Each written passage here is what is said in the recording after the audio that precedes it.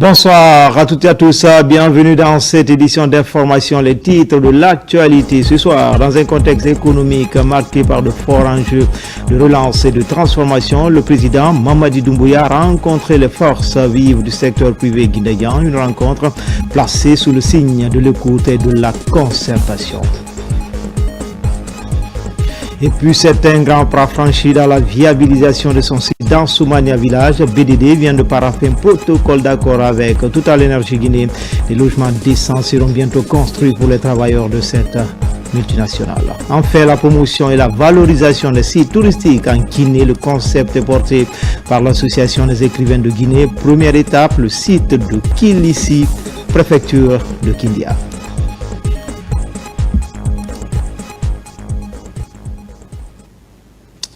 Voilà pour le sommaire. Encore une fois, bonsoir à tous. Dans un contexte économique marqué par de forts enjeux de relance et de transformation, le président Mamadi Doumbouya a rencontré les forces vives du secteur privé guinéen. Une rencontre stratégique au sommet placée sous le signe de l'écoute et de la concertation. Le président Doumbouya rassure les opérateurs économiques tout en fixant le cap des réformes à venir. Fatoumata Kourouba.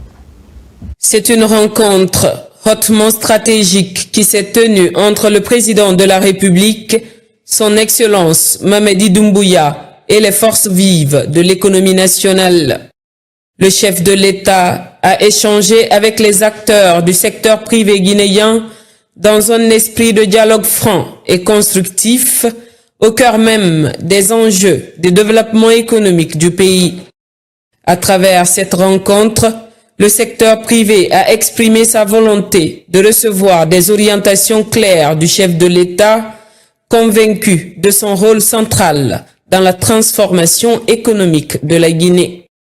Ainsi, quelques semaines après son investiture, le président de la République a tenu à rencontrer le secteur privé qu'il considère comme un pilier stratégique du développement national.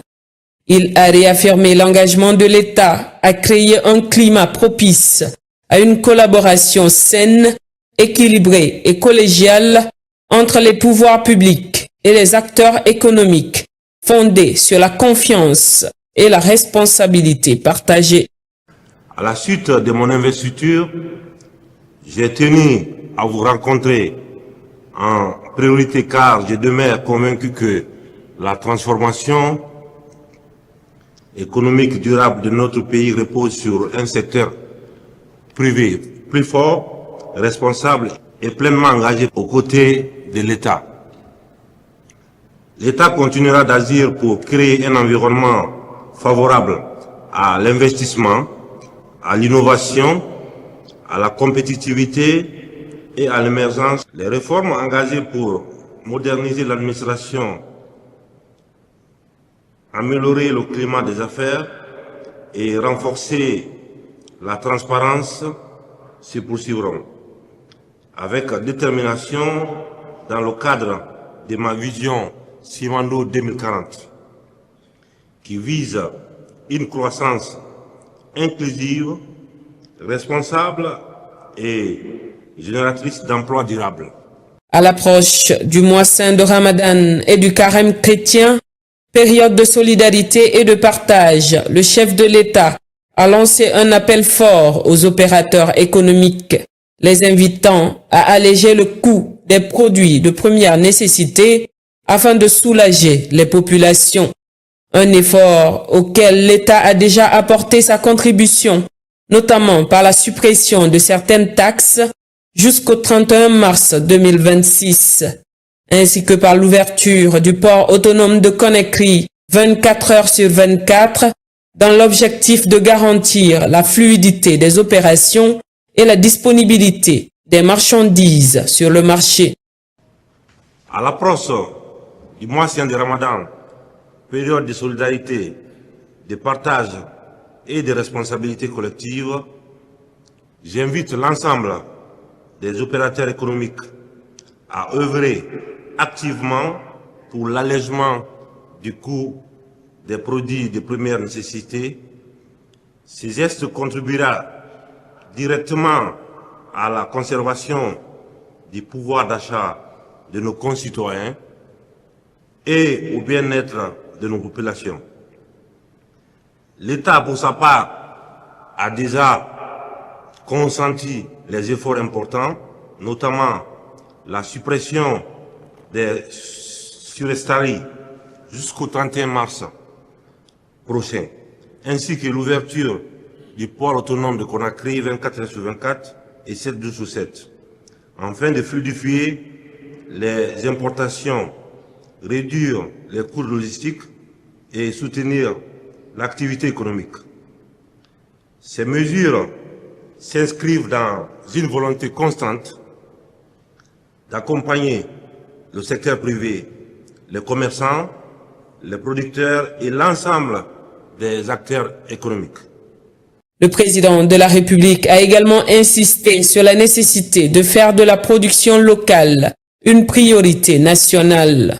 Produire en Guinée, consommer guinéen, une orientation claire visant à renforcer l'autosuffisance alimentaire et à réduire la dépendance aux importations. Je souhaite également partager avec vous ma vision de façon très claire en faveur du contenu local et de la souveraineté économique.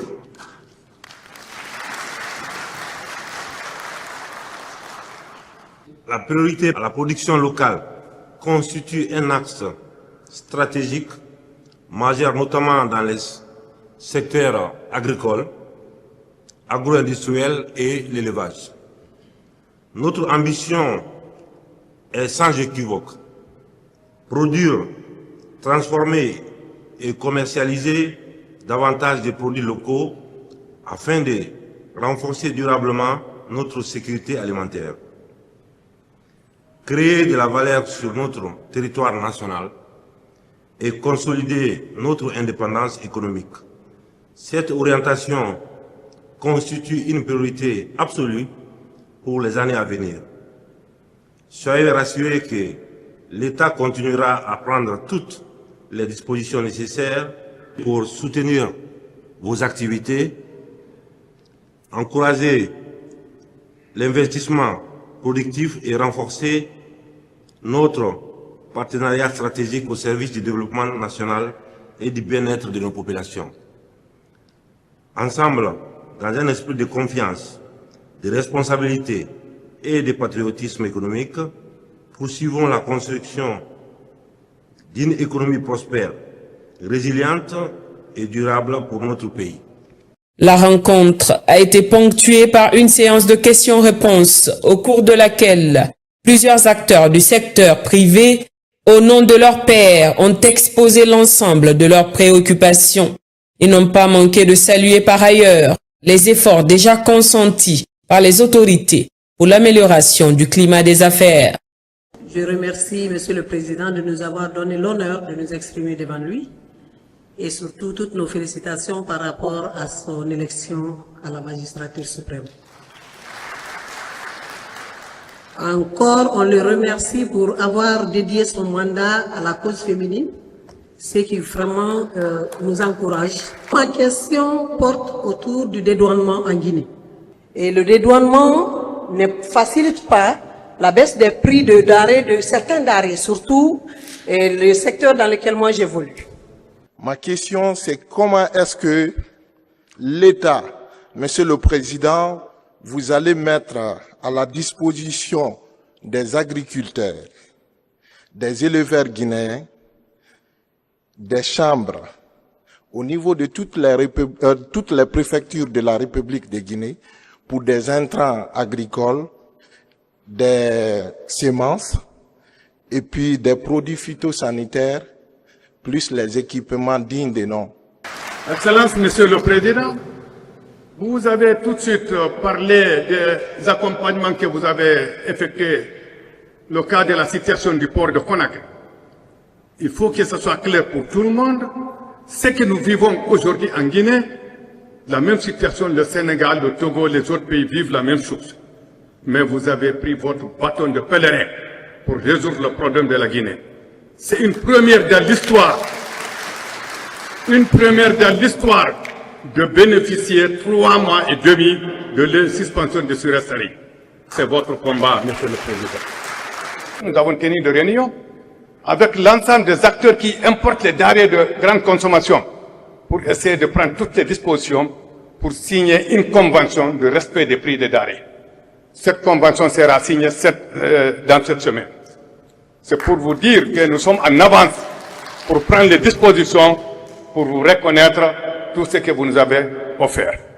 Le simple doléance que j'aurais souhaité porter à votre connaissance, c'est la possibilité d'acquisition des espaces pour construire des entrepôts pour permettre aux importateurs de conserver des denrées de grande consommation pour la sécurité alimentaire. Les échanges ont porté entre autres sur la prolifération des arrêtés conjoints, la question des entrepôts de stockage, ainsi que divers obstacles entravant la compétitivité des entreprises.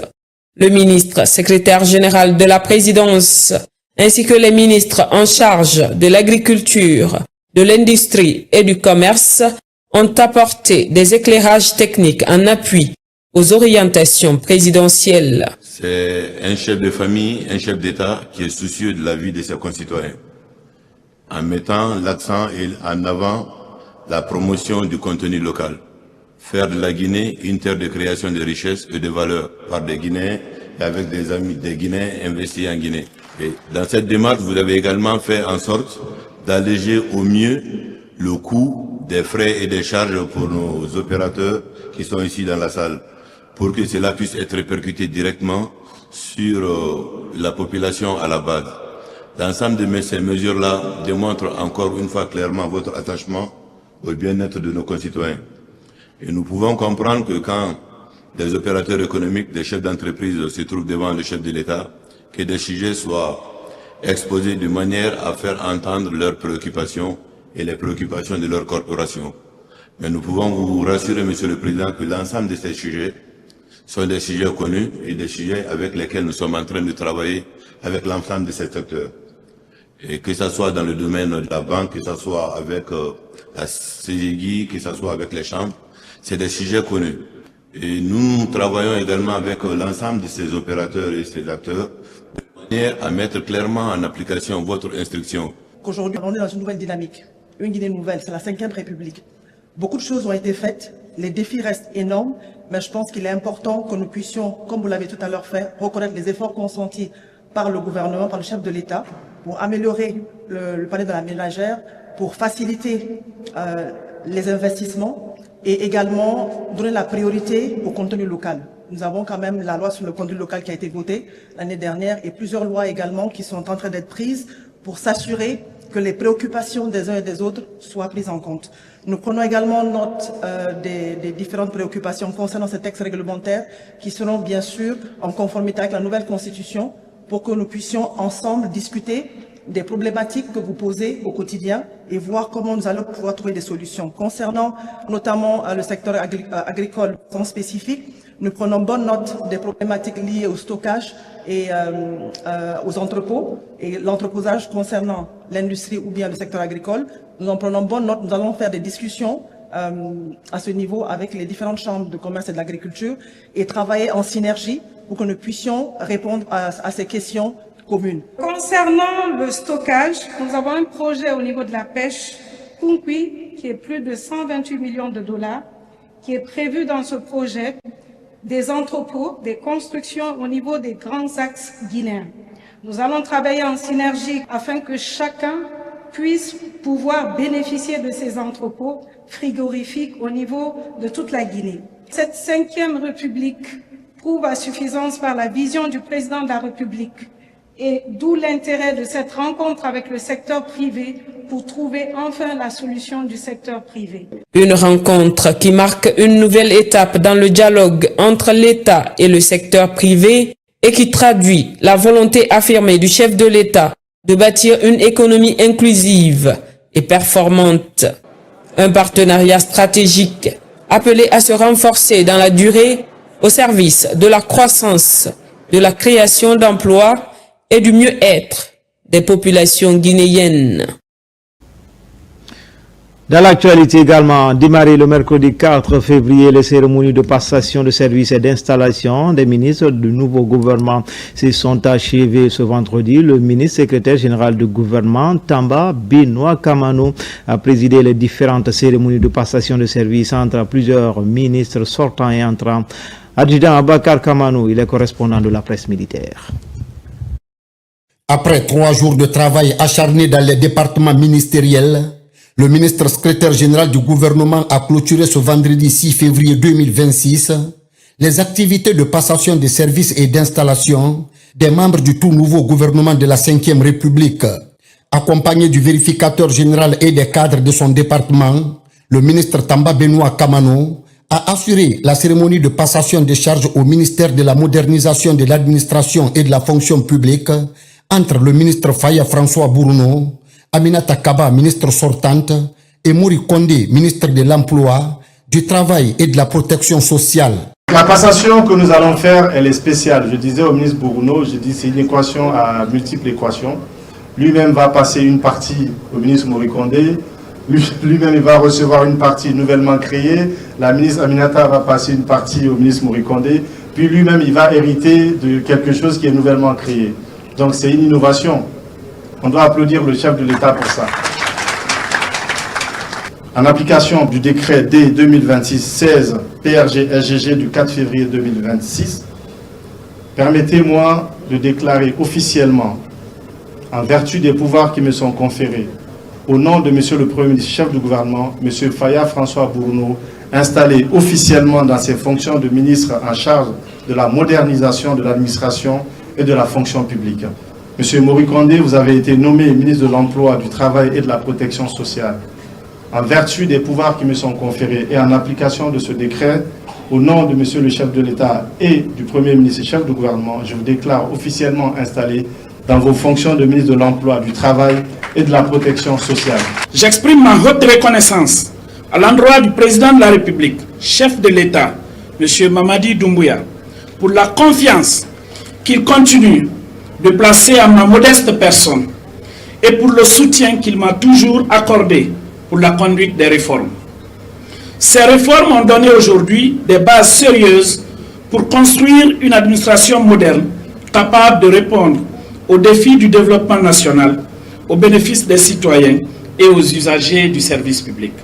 Chers frères Mori Kondé, je vous transmets aujourd'hui la responsabilité du volet emploi, avec les résultats consignés dans les documents de passation. Ces acquis sont le fruit du travail collectif des équipes en charge de l'emploi, notamment la Direction nationale de l'emploi et l'Agence guinéenne de promotion de l'emploi et de l'entrepreneuriat. Je souhaite que vous puissiez les consolider et les développer pour offrir davantage d'opportunités à notre jeunesse et à la main-d'œuvre guinéenne dans la perspective du programme Simandou 2040. Être appelé à servir à ce niveau de responsabilité est à la fois un honneur et un engagement solennel au service de la protection de l'emploi, de la dignité du travail et de la justice sociale. Le ministère de l'Emploi, du Travail et de la Protection sociale sera un acteur historique dans l'organisation de l'action publique sociale. Pour la première fois dans l'histoire administrative de notre pays, l'ensemble des structures de l'administration du travail est regroupé au sein d'un même département ministériel, offrant ainsi une vision intégrée, cohérente et stratégique de l'action de l'État dans le monde de l'emploi, du travail et de la protection sociale. Précédemment ministre directeur des cabinets à la primature, Mohamed Lamine Sy Savané prend les rênes du ministère de l'Habitat, de l'Urbanisme et de l'Aménagement du Territoire en remplacement de Mori Kondé. S'agissant du ministère du Commerce et de l'Industrie, c'est Fatima Kamara qui a désormais les commandes du département. Je tiens à saluer l'engagement, le professionnalisme et le sens du devoir de l'ensemble des cadres et agents du secteur de l'industrie des petites et moyennes entreprises, ainsi que la qualité de la collaboration avec nos partenaires institutionnels et techniques. Je veux citer la Chambre de commerce, d'industrie et d'artisanat, mais également le patronat guinéen. Le rapprochement de l'industrie et du commerce au sein d'un même département est un choix fort, voulu par le président de la République. C'est un choix d'efficacité. On ne construit pas une industrie forte sans marché en le développement un commerce moderne sans une production nationale compétitive. Notre mission est claire: relier toute la chaîne de valeur, de la transformation à la distribution, de l'investissement à l'exportation, dans l'intérêt général, dans la protection du consommateur et dans la consolidation du climat des affaires. Quitter à la primature à la coordination de l'action gouvernementale pour venir à la gestion d'un département ministériel, ça voudra dire que le secteur de l'urbanisme, de l'habitat et de l'aménagement du territoire fait partie des priorités du chef de l'État, le général Mamadi Doumbouya. Monsieur Wadani Sabalé, considérez que c'est dans votre maison que vous arrivez et c'est votre frère qui sera toujours à votre côté avec l'ensemble des cadres du ministère de l'Habitat pour vous permettre de continuer à bâtir le chantier que nous avons commencé ensemble.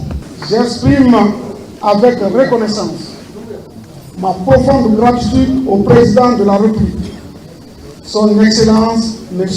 Mamadi Doumbouya, pour la confiance renouvelée qu'il place à ma modeste personne. Cette confiance n'est ni un privilège, ni un acquis. Elle est une exhortation à l'action, une exigence de résultat et un engagement clair à traduire la vision du chef de l'État en politique publique visible, efficace et mesurable. Tout comme les autres départements ministériels, le ministère de la Défense nationale n'a pas fait dérogation à la règle.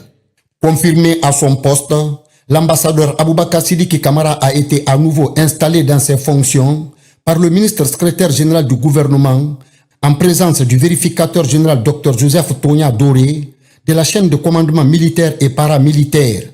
L'événement s'est déroulé au siège du département en charge de la défense nationale, au bataillon du quartier général Bekije. Par la suite, le ministre Tamba Benoît Kamano a, dans un élan de solidarité gouvernementale, procédé à la réinstallation du ministre de l'assainissement, de l'hydraulique et des hydrocarbures Aboubakar Kamara, ainsi que du ministre du Plan et de la coopération internationale Ismaël Nabé. Au nom du chef de l'État, en vertu des pouvoirs qui me sont conférés, je vous déclare officiellement installé dans vos fonctions de ministre de la Défense de la République. Officiers, sous-officiers et militaires du rang, au nom du président de la République, chef suprême des armées, vous reconnaîtrez désormais le ministre de la Défense nationale ici présent. Vous lui obéirez en tout ce qu'il vous commandera pour le bien du service, l'exécution des règlements militaires et l'observation des lois dans l'intérêt supérieur de la nation. Un sincère remerciement et ma profonde gratitude vont singulièrement à l'endroit de son Excellence Monsieur le Président de la République, chef de l'État, chef suprême des armées, son Excellence Général Mamadi Doumbouya, ainsi qu'à son Premier ministre, chef du gouvernement, M. Amadou Riba. En me nommant ministre de la Défense nationale en 2021 et en me confirmant à plusieurs reprises dans les mêmes fonctions, ils m'ont traduit leur inestimable confiance pour conduire les rênes de ce département si important et si stratégique de la nation. Durant 4 années, et en harmonie avec mes principaux collaborateurs, j'ai pu mettre en œuvre la vision du chef de l'État en matière de modernisation de l'armée, dans la dynamique de la consolidation des acquis théoriques de la réforme du secteur de la sécurité. Je voudrais en premier lieu exprimer ma profonde reconnaissance à son Excellence, Monsieur le Président de la République, chef de l'État, pour la confiance renouvelée qu'il m'accorde. Cette confiance n'est ni un privilège personnel, ni une consécration. Elle constitue une exigence. Elle m'oblige à une loyauté sans faille, à une rigueur constante et à la recherche de résultats tangibles au service exclusif du peuple guinéen. Je salue également l'engagement de M. le Premier ministre, chef du gouvernement, dont la méthode, la constante et la capacité de coordination confèrent à l'action publique sa cohérence et sa lisibilité. Les remerciements vont aussi à l'ensemble de mes collègues ministres pour l'esprit de solidarité qui doit demeurer la boussole de notre action collective. C'est avec un sens profond de devoir, empreint d'humilité et de responsabilité, que je prends la parole à cet instant solennel qui marque ma prise de fonction officielle en tant que ministre du Plan, de la Coopération internationale et du Développement. Je voudrais exprimer avec une profonde déférence et une reconnaissance sincère mon hommage respectueux et appuyé à son Excellence M. Mamadi Doumbouya, Président de la République, chef de l'État, pour la confiance renouvelée en me conduisant au sein du gouvernement. Dans le même sillage, Namouri Kamara, ministre sortant, a passé le témoin à son successeur à la tête du ministère de l'Énergie, Laye Sékou Kamara. Je voudrais exprimer ma profonde gratitude à son Excellence M.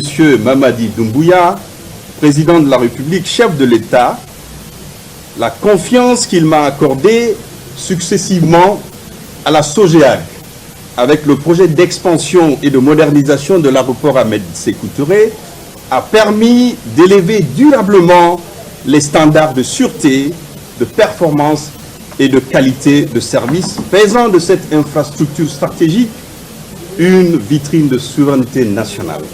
Ma présence aujourd'hui à la tête du département s'inscrit dans un parcours professionnel.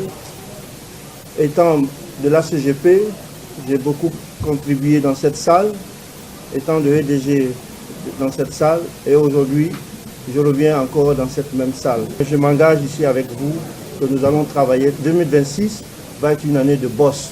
Nous allons travailler.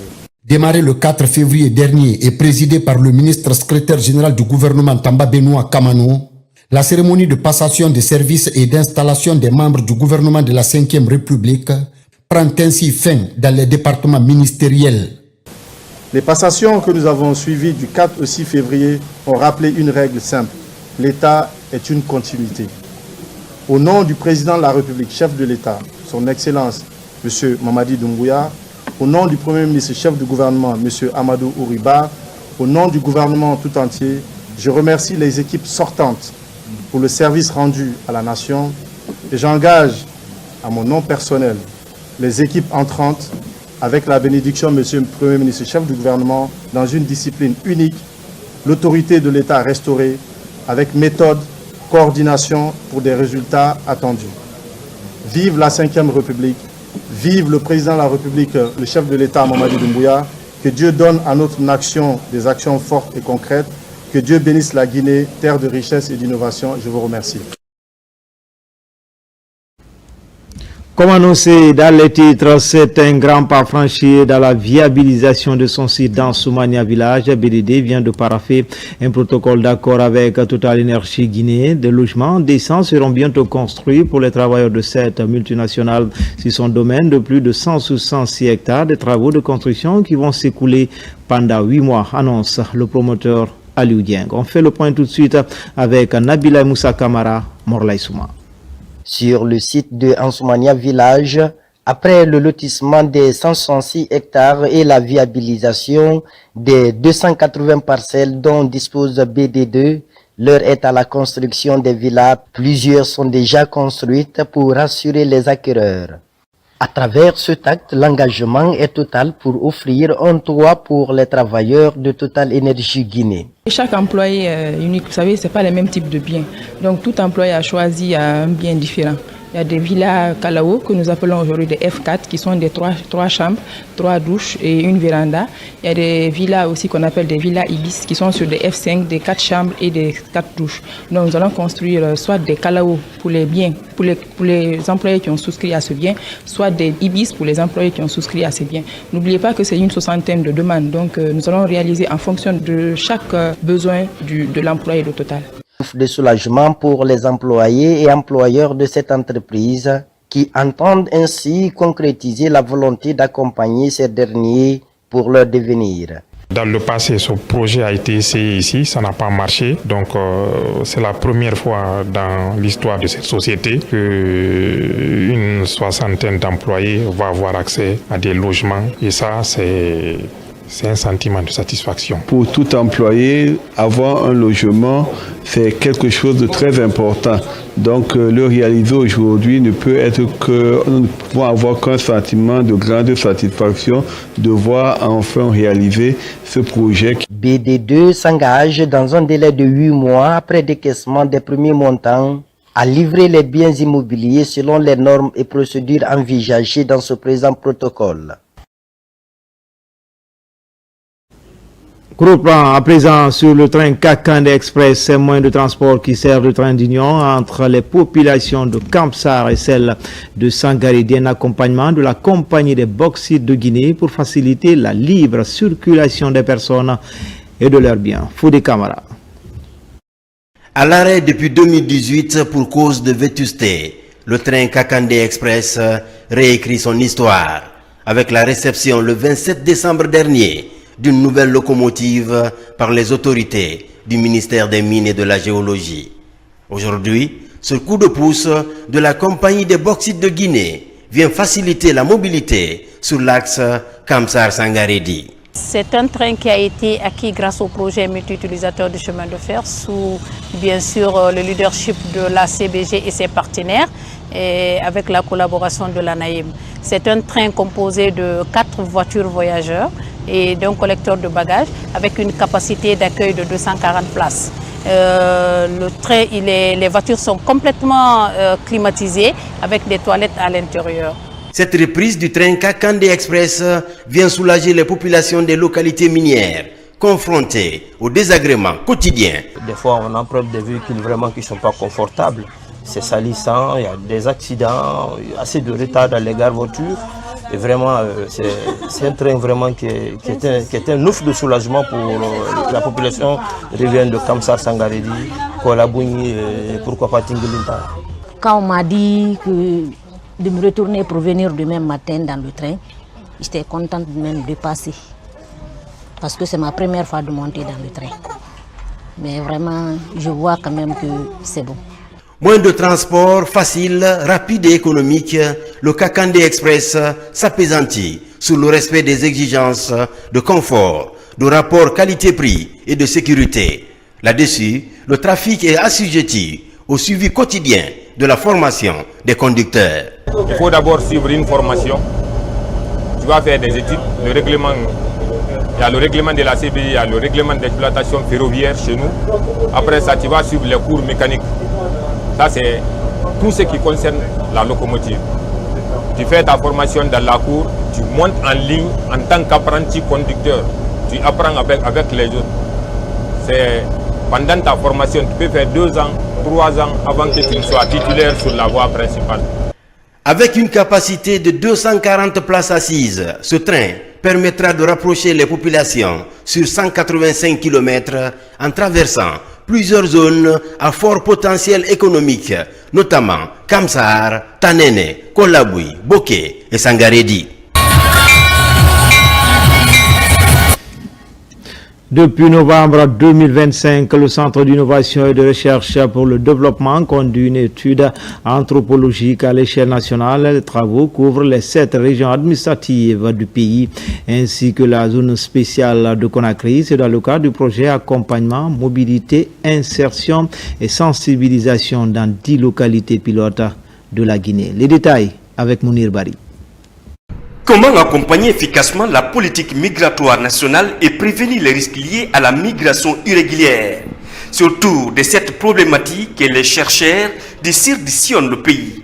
La préfecture de Forêt-Caria marque la première étape de cette immersion. Les gens ne partent pas aujourd'hui parce qu'ils sont absolument pauvres. Ça, c'est le discours qui tenait, mais à un moment donné, il ne tient plus. Quand on prend ceux qui sont allés, par exemple, par le Nicaragua et autres, c'est des gens qui ont mis beaucoup d'argent sur la table avant de partir. Nous, en tant que chercheurs, nous cherchons à comprendre pourquoi les gens partent à tout prix, à n'importe quel prix. Nous parlons de Simandou 2040. Si notre jeunesse n'a en tête que partir, si notre jeunesse n'est pas formée, ces ressources ne vont pas profiter à la jeunesse guinéenne. Aller en Europe par la mer est un suicide. On ne sait jamais ce que la mer réserve. S'embarquer dans des pneumatiques pour traverser un océan agité, le l'océan avale tout le monde. Le Centre d'innovation et de recherche pour le développement, en partenariat avec des acteurs internationaux, notamment l'Union européenne, pilote le projet. Mon jeune frère même a eu des tuyaux là-bas lorsqu'il traînait pour se surnoyer dans l'eau. Partait, comme on appelle ici en Égypte, du Jati, on n'a même pas vu le corps du petit. C'est un projet qui vise à accompagner les migrants par une nouvelle approche. Un nouveau paradigme est en train de prendre forme. À travers cette étude, le CIRD ambitionne de produire des données fiables et objectives afin de renforcer l'efficacité des messages de prévention. Il s'agit d'identifier les facteurs sociaux et culturels liés à la migration dans le but de mieux prévenir les risques de migration irrégulière et de lutte contre la traite des êtres humains. En province, tout d'abord, à Kissidougou, l'ambassadeur d'Italie lance le projet Balokino, qui signifie nourriture saine en langue Kissi. C'est dans le cadre de la lutte contre l'insécurité alimentaire, afflux de la coopération entre les 13 communes rurales et la commune urbaine de Kissidougou avec une municipalité italienne. Ibrahim Oule Fofana, Silati Kourouma. À Kissidougou, un vent de renouveau souffle dans les 13 communes dans le cadre du développement communautaire. Il s'agit du lancement du projet Balokendo pour booster le secteur agricole. Un signe fort de la relance du partenariat entre la Guinée et l'Italie en faveur de la sécurité alimentaire. Selon l'ambassadeur d'Italie en Guinée, les mots-clés de ce projet sont gouvernance locale, décentralisation et co-construction. Dans la préfecture de Kissidougou, plus de 30% de la population a été confrontée à l'insécurité alimentaire. Cette situation peut être aggravée, comme on a vu en Italie aussi, par les effets du changement climatique. Le projet Balokendo apporte une réponse concrète et intégrée à ces défis, avec un objectif clair, réduire durablement l'insécurité alimentaire tout en renforçant la résilience des territoires. Les collectivités de Kissidougou ont des réalités similaires avec la municipalité de Kinio en Italie. C'est pourquoi ce partenariat scellé entre les deux communes augure de belles perspectives dans le cadre des objectifs du programme Simandou 2040 dans le secteur du développement agricole. Il va également donner des opportunités économiques à la jeunesse guinéenne. Donc la commune de Cuneo et la commune de Kissidougou, avec l'ONG italienne à propos des autres mondes, APDAM, et Rezadel, qui est guinéenne, mais aussi avec Agripiemonte Forum, des coopératives guinéennes. On va chercher d'améliorer la situation de l'agriculture pour améliorer aussi la qualité de la vie. Par ces activités, la République de l'Italie marque son retour en République de Guinée pour participer activement au développement socio-économique de notre pays et particulièrement de la préfecture de Kissidougou. Ce partenariat agricole va durer 3 ans sous l'accompagnement de l'agence italienne pour la coopération. C'est un ouf de soulagement pour les populations de Tchewa-Tangodou, préfecture de Beila. 2 points d'eau autonomes viennent d'être inaugurés afin de pallier la pénurie d'eau potable dont elles sont confrontées depuis belle lurette. C'est une action des fils du terroir dont la mise en œuvre est assurée par l'ONG Felika. Lancé Kamisoko, Mohamed Lamine Diallo. C'est un vent nouveau qui souffle sur la sous-préfecture de Tchewa-Tangodou dans la préfecture de Beila.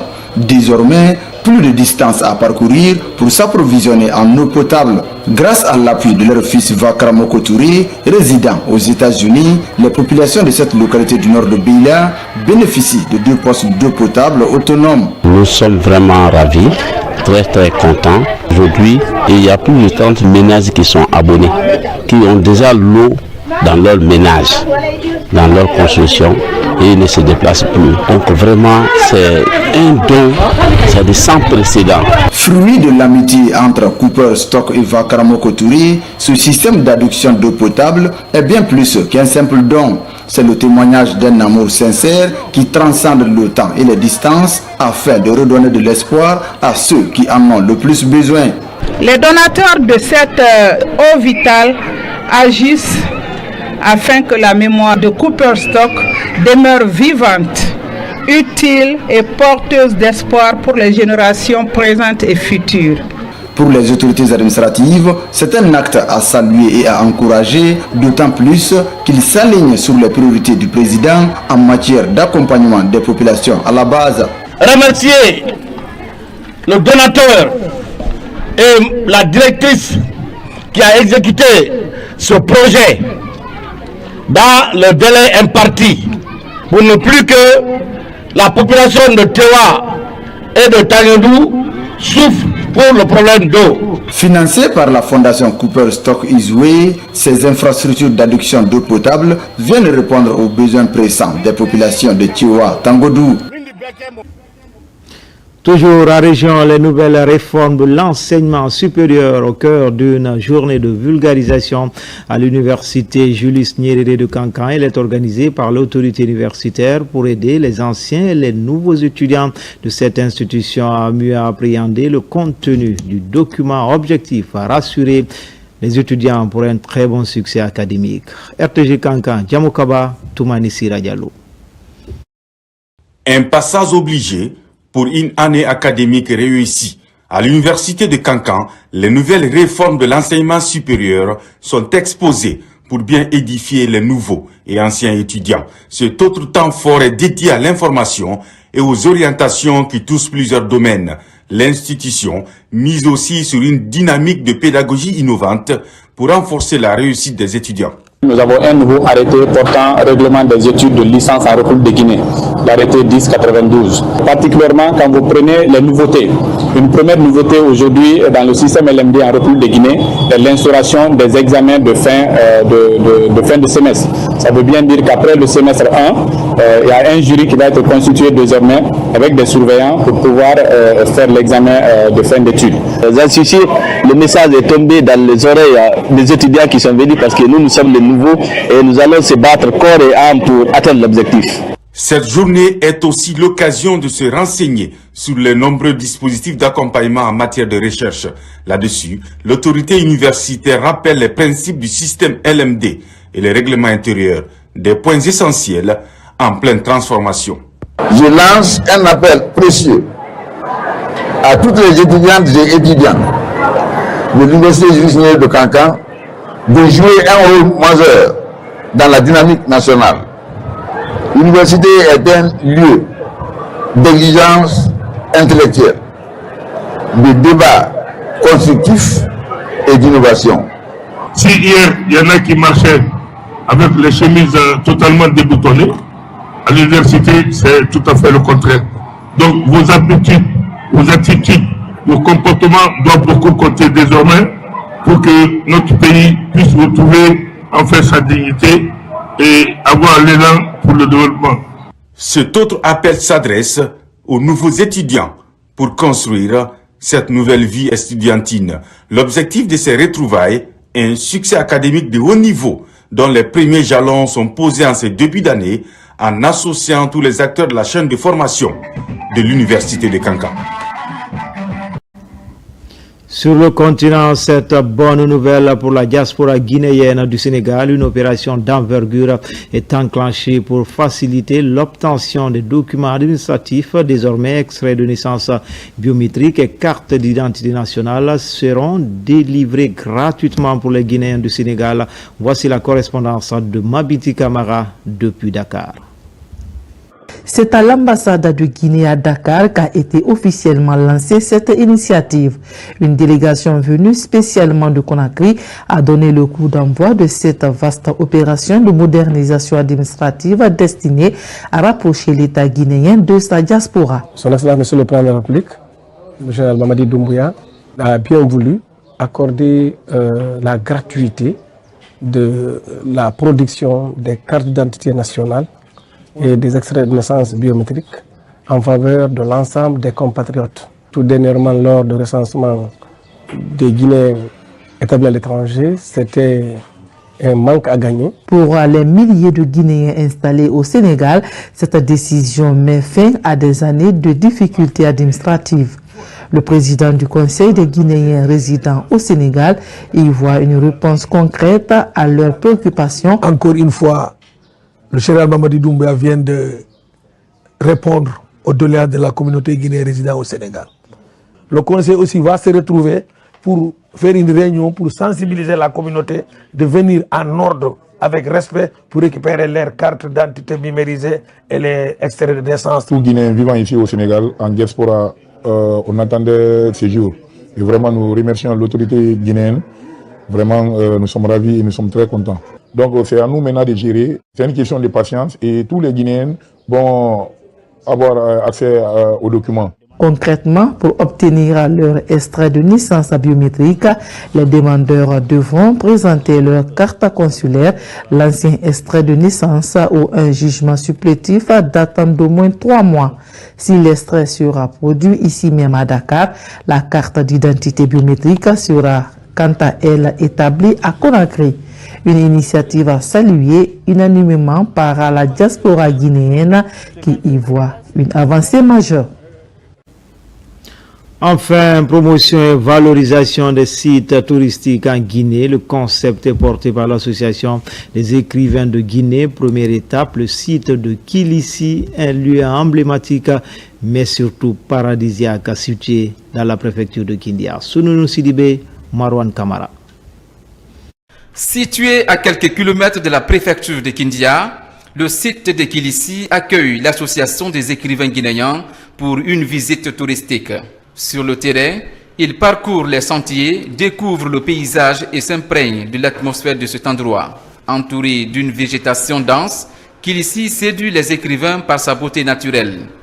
Surtout cette chute d'eau, une véritable attraction du lieu, offre un spectacle impressionnant, mêlant fraîcheur, bruit apaisant de l'eau et panorama verdoyant. C'est pratiquement une première depuis que l'association des écrivains de Guinée a été créée en 1982, que les écrivains se déplacent, n'est-ce pas, de cette manière pour venir en excursion, pour mettre en valeur également le tourisme national de notre pays. Donc, en tant qu'écrivains, nous avons la charge de faire en sorte que nous découvrions le pays pour que nous le fassions découvrir à travers les œuvres que nous allons produire.